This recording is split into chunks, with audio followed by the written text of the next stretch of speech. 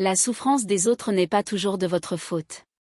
Bien souvent, nous portons un fardeau émotionnel qui n'aurait jamais dû être le nôtre. Il suffit qu'une personne se montre froide, agressive ou prenne ses distances sans explication pour que nous nous demandions immédiatement « que je fais de mal ?» Mais en réalité, la souffrance des autres n'est pas toujours de votre fait. Chacun mène des combats silencieux, invisibles aux yeux de tous. Derrière les sourires se cachent des blessures, des traumatismes tus et des soucis jamais partagés. Parfois, cette réaction abrupte ne provient pas de vos actes, mais d'un cœur fatigué, d'un esprit surchargé ou d'une vie pleine de conflits intérieurs. Le problème, c'est que beaucoup de gens prennent tout personnellement. Ils se reprochent la distance, le manque d'affection, l'impatience, voire le comportement difficile d'autrui. Et, sans s'en rendre compte, ils se sentent coupables d'une responsabilité qui n'est pas la leur. Cela ne signifie pas pour autant ignorer vos propres erreurs ou ne pas réfléchir à vos actions. La conscience de soi est importante. Mais il y a une différence entre reconnaître ses défauts et assumer la responsabilité d'une souffrance qui provient d'autrui. Toute critique ne définit pas qui vous êtes.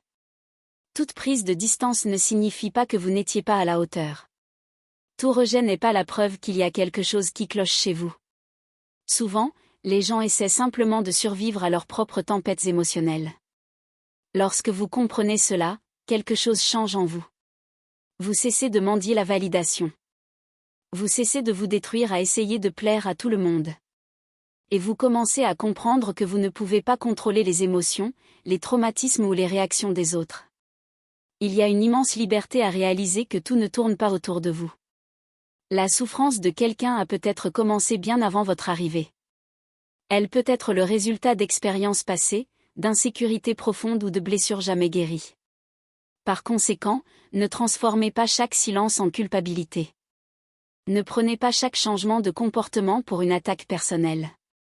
Dans de nombreux cas, ce que ressent l'autre personne n'est que le reflet de son propre combat intérieur. Préservez votre paix intérieure. Faites preuve d'empathie, mais ne vous imprégnez pas de la douleur qui n'est pas la vôtre.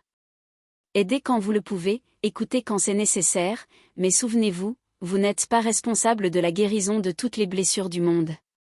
Parfois, la chose la plus mature qu'une personne puisse apprendre est de comprendre que la douleur qu'elle porte n'a pas toujours de lien avec vous.